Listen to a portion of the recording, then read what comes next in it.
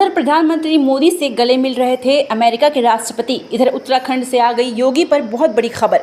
सभी के उड़े होश। प्रधानमंत्री मोदी ने दे दी योगी को बड़ी जिम्मेदारी। योगी को बनाएंगे उत्तराखंड का मुख्यमंत्री। योगी को मोदी ने क्यों दे दी खुली छूट? जो अब तक नहीं हुआ वही होगा।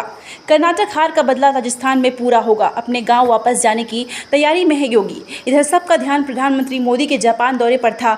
उधर योगी आदित्यनाथ से जुड़ी एक ऐसी खबर उत्तराखंड से आ गई जिसे सुनने के बाद विरोधियों के होश उड़ गए। अभी योगी आदित्यनाथ उत्तर प्रदेश में ही माफियाओं पर बुलडोजर चला रहे थे, लेकिन अब उत्तराखंड को लेकर भी योगी आदित्यनाथ को दिल्ली से बहुत बड़ा ऑर्डर मिला है। इस ऑर्डर की उम्मीद न तो योगी आदित्यनाथ को थी और न ही विपक्ष के किसी नेता ने सोचा था कि दिल्ली से योगी के लिए ऐसा कोई आदेश आएगा।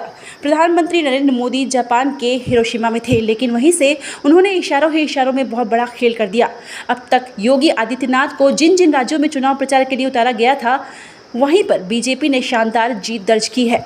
याद होगी, गुजरात में एक पुल हादसे के बाद ऐसा रहा था कि गुजरात चुनाव बीजेपी के हाथों से निकल जाएगा, लेकिन आखिरी समय पर मोदी ने योगी आदित्यनाथ को मैदान में उतारने का जो फैसला लिया था वो सही साबित हुआ। जिस जगह मोरबी में पुल टूटा हुआ था, बीजेपी ने वहां पर भी बहुत बड़ी जीत दर्ज करके दिखा दिया, जिसके बाद एक बात तो तय हो गई कि जहां जहां योगी आदित्यनाथ जाएंगे वहां कमल खिलना गारंटी है। इसी कड़ी में बीजेपी ने उन्हें कर्नाटक में भी चुनाव प्रचार के लिए मैदान में उतारा था।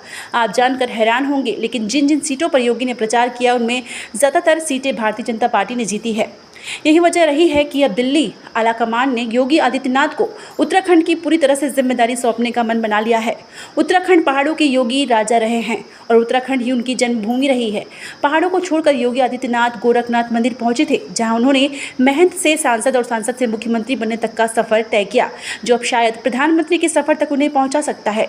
लेकिन कहा जाता है कि जन्मभूमि का भी कर्ज चुकाना होता है, इसलिए योगी आदित्यनाथ को उत्तराखंड के आने वाले 10 साल के भविष्य की तैयारी करने की जिम्मेदारी सौंप दी।